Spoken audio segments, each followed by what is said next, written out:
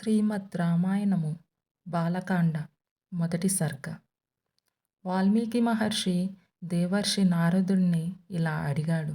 ఓ నారద మహర్షి, ఈ భూలోకంలో మంచి గుణములు కలవాడు, పరాక్రమవంతుడు, ధర్మాత్ముడు, ఎదుటివారి ఎడల ఆదరభావము కలవాడు, చేసిన మేలు మరువనివాడు, ఎల్లప్పుడూ సత్యమునే పలుకువాడు, గట్టి సంకల్పము కలవాడు, అనుకున్న పని నెరవేర్చే గుణము కలవాడు, ఈ సద్గుణములు కలవాడు ఎవరైనా ఉన్నారా? అంతేకాదు, మంచి నడవడి కలవాడు, సర్వభూతములయందు ప్రీతి కలవాడు, అన్ని విద్యలు నేర్చినవాడు, తనకు అసాధ్యము అంటూ లేదు అని నిరూపించినవాడు, ఎల్లప్పుడూ ఆనందంతో తొణికిసలాడేవాడు. అటువంటి వ్యక్తి ఎవరున్నారు? ఓ మహర్షి, మొక్కవోని ధైర్యము కలవాడు, కోపము అంటే ఎరుగనివాడు, మంచి తేజస్సుతో విరాజిల్లేవాడు, అసూయ ద్వేషములను దగ్గరకు రానీయనివాడు, యుద్ధరంగంలో దిగితే దేవతలకు కూడా భయపడనివాడు, ఇటువంటి సద్గుణములు గల నరుడిని అంటే మానవుణ్ణి గురించి వినవలనని నాకు చాలా కుతూహలముగా ఉంది. దయచేసి నాకు వివరించండి. ఎందుకంటే నీవు ముల్లోకములో సంచరిస్తూ ఉంటావు, అందువలన నీకు తెలిసే అవకాశం ఉంది. కాబట్టి అటువంటి లోకోత్తర పురుషుణ్ణి గురించి నాకు తెలియచేయండి అని వాల్మీకి మహర్షి నారదుణ్ణి అడిగాడు. అప్పుడు నారదుడు వాల్మీకితో ఇలా అన్నాడు. ఓ మహర్షి, నీవు చెప్పిన గుణములు సామాన్య మానవులలో సాధారణంగా కనిపించవు. ఎందుకంటే అవి అవి అసాధారణములైన దుర్లభములైన గుణములు. కానీ అట్టి గుణములు కలిగిన ఒక మహాపురుషుడు ఉన్నాడు. ఆయన గురించి చెబుతాను విను. ఈ భూమండలంలో ఇక్ష్వాకు వంశము ప్రసిద్ధి చెందింది. ఆ వంశములో రాముడు అనే పేరు గల ఒక మహాపురుషుడు జన్మించాడు. ఆ రాముడు జనులందరి చేత కీర్తింపబడ్డాడు. ఆ రాముడు స్థిరమైన బుద్ధి కలవాడు, మహావీరుడు, మంచి ప్రకాశము కలవాడు, అసాధారణమైన ధైర్యము కలవాడు. అంతేకాదు, ఆ రాముడు బుద్ధిమంతుడు, నీతిమంతుడు, సకల శాస్త్ర పారంగతుడు, శ్రీమంతుడు. రాముడు శత్రుభయంకరుడు, ఆజానుబాహుడు, స్ఫురద్రూపి, అందగాడు, విశాలమైన వక్షస్థలము కలవాడు. రాముని ధనస్సు చాలా గొప్పది, శత్రువులను నాశనం చేస్తుంది. రాముడు అంత పొట్టి కాదు అని చెప్పి మరీ పొడుగు కాదు. రామునికి అన్ని అవయవములు సమపాలల్లో ఉన్నాయి. సకల శుభలక్షణ సమన్వితుడు రాముడు. రాముడు సకల ధర్మములు తెలిసినవాడు, సత్యమునే పలికెడువాడు, ఎల్లప్పుడూ ప్రజల హితమును కోరేవాడు, మంచి యశస్వి, జ్ఞాన సంపన్నుడు, ఎల్లప్పుడూ శుచిగా ఉంటాడు, శరణు కోరిన వారిని రక్షించేవాడు. ఆ రాముడు ప్రజాపతితో సమానమైనవాడు, దుష్ట శిక్షణ, శిష్ట రక్షణ పట్ల ఆసక్తి కలవాడు, ధర్మాన్ని ఎల్లప్పుడూ పరిరక్షించేవాడు. రాముడు తనను తాను రక్షించుకుంటూ తన వారిని కూడా రక్షించేవాడు. రాముడు వేదములు వేదాంగములు చదివినవాడు, ధనుర్వేదములో దిట్ట. రాముడు సకల శాస్త్రముల అర్థములను తెలిసినవాడు, మంచి జ్ఞాపక శక్తి కలవాడు, మంచి ప్రతిభావంతుడు, సర్వలోక ప్రియుడు, సాధుజనులయందు దీనులయందు దయగలవాడు. నదులన్నీ సముద్రము చేరినట్టే సత్పురుషులందరూ రాముని వద్దకు చేరుతారు. రాముడు అందరినీ సమానంగా ఆదరిస్తాడు. రాముడు సముద్రము వలె గంభీరంగా ఉంటాడు, హిమాచలము వలె ధైర్యంగా నిలబడతాడు. ఇటువంటి సకల సద్గుణ సంపన్నుడు కౌసల్యకు పుత్రుడిగా జన్మించాడు. ఆ రాముడు పరాక్రమంలో విష్ణువుతో సమానుడు. చంద్రుడిని చూస్తే ఎంత ఆనందకరంగా ఉంటుందో రాముని చూస్తే కూడా అంతే ఆనందం కలుగుతుంది. కానీ రాముడికి కోపం వస్తే ప్రళయాగ్ని స్వరూపుడు. ఇంకా రాముడు ఓర్పులో భూదేవిని, దానములో కుబేరుణ్ణి, సత్యము పలుకుటలో ధర్మదేవతను మించినవాడు. అటువంటి రామునికి తండ్రి దశరథుడు. దశరథుడు సకల గుణాభిరాముడైన రామునికి యవ్వరాజ పట్టాభిషేకం చేయాలని సంకల్పించాడు. ఇది దశరథుని భార్య అయిన కైకకు నచ్చలేదు. ఆ సమయంలో ఆమె దశరథుని తనకు పూర్వం ఇస్తానన్న 2 వరములు ఇమ్మని కోరింది. ఆ 2 వరములలో ఒకటి రాముడిని రాజ్యం నుండి వెళ్ళగొట్టడం, రెండవది తన కుమారుడైన భరతునికి పట్టాభిషేకం జరపడం. మాట తప్పలేని దశరథుడు రాముని వనవాసమునకు వెళ్ళమని చెప్పాడు. తల్లిదండ్రుల మాటలను శిరసావహించి రాముడు రాజ్యము విడిచి అరణ్యములకు వెళ్ళాడు. రాముడి తమ్ముడు లక్ష్మణుడు అన్న రాముని విడిచి క్షణం కూడా ఉండలేడు. అందుకని లక్ష్మణుడు కూడా రాముని వెంట అరణ్యములకు వెళ్ళాడు. రాముని భార్య సీత రామునికి ప్రాణ సమానురాలు. ఆమె జనక మహారాజు కుమార్తె. సర్వలక్షణ సంపన్న. నారీలోకములో ఉత్తమురాలు. చంద్రుని అనుసరించి రోహిణి ఉన్నట్టుగా రాముని విడిచి ఉండలేక సీత కూడా రాముని వెంట అడవులకు వెళ్ళింది. రాముడు, లక్ష్మణుడు, సీత అడవులకు వెళుతుంటే అయోధ్య ప్రజలు రామునితో పాటు గంగానది దాకా వచ్చారు. తరువాత రాముని ఆదేశము మేరకు అయోధ్యకు మరలిపోయారు. రాముడు, సీత, లక్ష్మణుడు ఆ రాత్రికి శృంగిబేరపురంలో ఉన్న గుహుడు అనే నిషాదుణ్ణి కలుసుకున్నారు. తరువాత రాముడు తన సారథిని రథమును వెనక్కు తీసుకుని వెళ్ళమని పంపివేశాడు. మరునాడు వారు గంగానదిని దాటారు. ఒక వనము నుండి మరొక వనమునకు పోతూ భారద్వాజ మహర్షి ఆదేశము మేరకు చిత్రకూటము అను ప్రదేశమునకు చేరుకున్నారు. అక్కడ ఒక పర్ణశాలను నిర్మించుకున్నారు. అక్కడ ఏ చేకు చింత లేకుండా హాయిగా నివసిస్తున్నారు. ఇక్కడ అయోధ్యలో ఉన్న దశరథుడు పుత్రవియోగము తట్టుకోలేక స్వర్గస్థుడయ్యాడు. దశరథుని మరణం తరువాత భరతుని రాజాభిషిక్తుణ్ణి కమ్మని వశిష్ఠుడు మొదలగు వారు కోరారు. కానీ భరతుడు ఒప్పుకొనలేదు. రాముని ఆజ్ఞ కొరకు భరతుడు రాముడు ఉన్న చోటుకి వెళ్ళాడు. రామునికి తండ్రి మరణవార్త తెలిపి తిరిగి అయోధ్యకు వచ్చి రాజ్యము స్వీకరించమని కోరాడు. ధర్మాత్ముడైన రాముడు తండ్రి ఆజ్ఞ పాలించడం తన ధర్మమని రాజ్యపాలనకు ఒప్పుకొనలేదు. రాముడు తన పాదుకలను భరతునికి ఇచ్చాడు.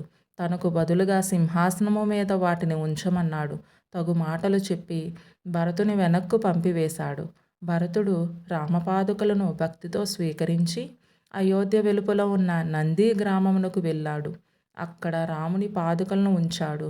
రాముని ఆగమనము కోరుకుంటూ అక్కడి నుండి రాజ్యపాలన సాగించాడు. తరువాత రాముడు దండకారణ్యము ప్రవేశించాడు. అక్కడ నివసిస్తున్న విరాధుడు అనే రాక్షసుని చంపాడు. శరభంగ మహర్షిని, సుతీక్ష్ణ మహర్షిని, అగస్త మహర్షిని ఆయన భ్రాతను సందర్శించాడు. ఆ ప్రకారంగా అరణ్యంలో నివసించుచున్న రాముని అక్కడ ఉన్న మునులు చూడటానికి వచ్చారు. తమకు రాక్షస బాధ ఎక్కువగా ఉన్నదని ఆ రాక్షసులను సంహరించి తమకు రక్షణ కల్పించమని రాముని కోరారు. తాను రాక్షస సంహారం చేస్తాను అని రాముడు ఆ ఋషులకు మాట ఇచ్చాడు. ఆ దండకారణ్యంలో రావణుని సేనలు ఉన్నాయి. రావణుని చెల్లెలు పేరు శూర్పణఖ. ఆమె కామరూపిణి. ఆమె రాముని కామించింది. రాముడు ఆమె ముక్కు చెవులు కోసి విరుగుపిగా చేశాడు. శూర్పణఖ వెళ్ళి రావణుని సైన్యాధిపతులైన ఖరదూషణ త్రిశూరులకు తనకు జరిగిన అవమానము గురించి చెప్పింది. వారందరూ రాముని మీదకి యుద్ధానికి వచ్చారు. రాముడు వారితో యుద్ధం చేసి వారినందరినీ సంహరించాడు. ఆ ప్రకారంగా రాముడు తాను దండకారణ్యంలో ఉన్నప్పుడు జనస్థానములో నివసించుచున్న రాక్షసులను 14,000 మందిని సంహరించాడు. ఈ వార్త రావణాసురుడికి తెలిసింది. అతనికి కోపం వచ్చింది. తనకు సాయం చెయ్యమని మారీచుడు అనే రాక్షసుని కోరాడు. కానీ మారీచుడు ఒప్పుకొనలేదు. కరదూషణాది రాక్షస వీరులను సంహరించిన రాముడు వంటి మహావీరునితో వైరము పెట్టుకోవద్దని హితవు చెప్పాడు. కానీ రావణుడు వినలేదు. మారీచుని బలవంతంగా ఒప్పించాడు. మారీచుని వెంటబెట్టుకుని రావణుడు రాముడు ఉండే ఆశ్రమమునకు వెళ్ళాడు. మారీచుని సాయంతో రాముని, లక్ష్మణుని దూరంగా పంపాడు. మాయోపాయంతో రావణుడు సీతను అపహరించాడు. అడ్డు వచ్చిన జటాయువును చంపాడు. రామలక్ష్మణులు ఆశ్రమమునకు తిరిగి వచ్చారు. సీత కనపడలేదు. సీతను వెతుకుతుంటే జటాయువు కనిపించాడు. సీతను రావణుడు అపహరించాడు అని తెలుసుకున్నారు. జటాయువుకు దహన సంస్కారములు చేశారు. తరువాత సీతను వెతుకుతూ అడవిలో తిరుగుతున్నారు. కబంధుడు అనే రాక్షసుని చూచారు. తమకు అపకారము చేయబోయిన కబంధుని చంపి అతనికి శాప విముక్తి కలిగించారు. కబంధుడు వారిని శబరి ఆశ్రమమునకు వెళ్ళమని చెప్పారు. కబంధుని శరీరమునకు అంత్యక్రియలు చేశారు రామలక్ష్మణులు. తరువాత వారు శబరి ఆశ్రమమునకు వెళ్ళారు. శబరి వారిని పూజించింది. తరువాత వారు పంపా తీరమునకు వెళ్ళారు. అక్కడ హనుమంతుని చూచారు. వానర రాజైన సుగ్రీవునితో స్నేహము చేశారు. రాముడు తన గురించి సీతాపహరణము గురించి సుగ్రీవునికి చెప్పాడు. సుగ్రీవుడు తనకు తన అన్న వాలికి ఉన్న వైరము గురించి రామునికి చెప్పాడు. రాముడు వాలిని చంపుతానని ప్రతిజ్ఞ చేశాడు. కానీ రాముడు వారిని చంపగలడా అని సుగ్రీవునికి అనుమానం కలిగింది. అంతకు పూర్వము వాలి చేతిలో చచ్చిన దుందుభి అనే రాక్షసుని శరీరమును రాముడికి చూపాడు. రాముడు ఆ రాక్షసుని శరీరమును తన కాలి గోటితో 10 యోజనముల దూరం పడేటట్టు విసిరివేశాడు. ఒకే బాణంతో 7 మద్ది చెట్లను కూల్చాడు. అప్పుడు సుగ్రీవునికి రాముని మీద నమ్మకం కుదిరింది. రాముని వెంట తీసుకుని వాలి ఉన్న గుహ వద్దకు వెళ్ళాడు సుగ్రీవుడు. బయట ఉండి సుగ్రీవుడు గట్టిగా అరిచాడు. ఆ అరుపు విని వాలి బయటకు వచ్చాడు. వాలి భార్య తార వాలిని యుద్ధమునకు వెళ్ళవద్దని వారించింది. కానీ వాలి వినలేదు. వాలి సుగ్రీవునితో యుద్ధము చేశాడు. రాముడు ఒకే బాణంతో వాలిని చంపాడు. సుగ్రీవుని వానర రాజ్యమునకు పట్టాభిషిక్తుని చేశాడు. తరువాత సుగ్రీవుడు సీతాదేవిని వెతుకుటకు వానరులను నలుదిక్కులకు పంపాడు. హనుమంతుడు దక్షిణ దిక్కుగా వెళ్ళాడు. సముద్రమును దాటి లంక చేరుకున్నాడు. అశోకవనంలో రాముని కొరకు శోకించుచున్న సీతను చూచాడు. హనుమంతుడు సీతను కలుసుకున్నాడు. రాముడు ఇచ్చిన ఉంగరమును గుర్తుగా చూపించాడు. రామ సుగ్రీవుల మైత్రి గురించి చెప్పాడు. తరువాత హనుమంతుడు అశోకవనము యొక్క తోరణ ద్వారమును ధ్వంసం చేశాడు. తనను పట్టుకోబోయిన రావణుని సేనాపతులను 5గురిని చంపాడు.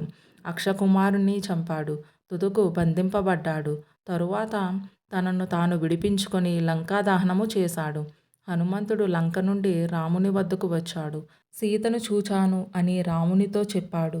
తరువాత వానరసేనలతో సముద్ర తీరము చేరుకున్నారు రాముడు సుగ్రీవుడు. తనకు దారి ఇవ్వని సముద్రుని తన రామబాణంతో అల్లకల్లోలము చేశాడు. సముద్రుని మాట ప్రకారము రాముడు నీలునితో వారధి కట్టించాడు. ఆ సేతువు మీదుగా లంకకు చేరుకున్నాడు. రావణునితో యుద్ధము చేసి రావణుని సంహరించాడు. కానీ అన్ని రోజులు పరాయి వాడి వద్ద ఉన్న సీతను పరిగ్రహించడానికి సందేహపడ్డాడు. ఆ మాటలు భరించలేక సీత అగ్నిప్రవేశం చేసింది. అగ్నిదేవుడు వచ్చి సీత కల్మషము లేనిది అని చెప్పాడు. అప్పుడు రాముడు సీతను స్వీకరించాడు.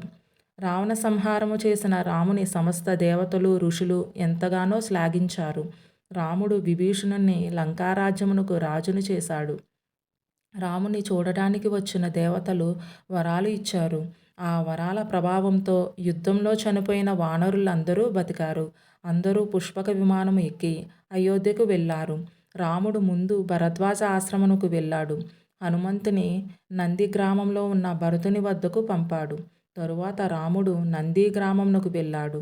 తన సోదరులను కలుసుకున్నాడు.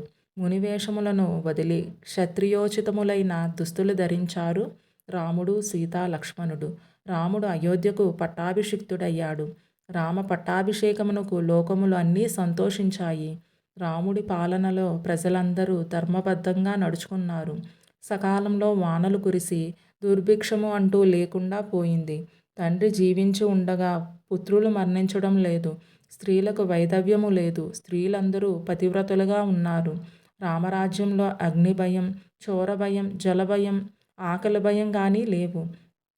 రాజ్యంలో ధనధాన్యములు సమృద్ధిగా ఉండేవి. ప్రజలందరూ సంతోషంగా జీవించారు. రాముడు లెక్కలేనన్ని అశ్వమేధ యాగములు చేశాడు. లక్షల కొలది గోవులను బ్రాహ్మణులకు దానంగా ఇచ్చాడు. రామరాజ్యంలో 4 వర్ణముల వారు తమ తమ పనులను సక్రమంగా చేసుకుంటూ సంతోషంగా జీవించారు. ఆ ప్రకారంగా రాముడు 11,000 సంవత్సరములు రాజ్యపాలన చేసి తుదకు బ్రహ్మలోకము చేరుకున్నాడు. ఈ రామచరిత్ర అతి పవిత్రమైనది. సమస్త పాపములను నాశనం చేస్తుంది. పుణ్యములను కలుగజేస్తుంది. ఈ రామకథ వేద సమ్మతము.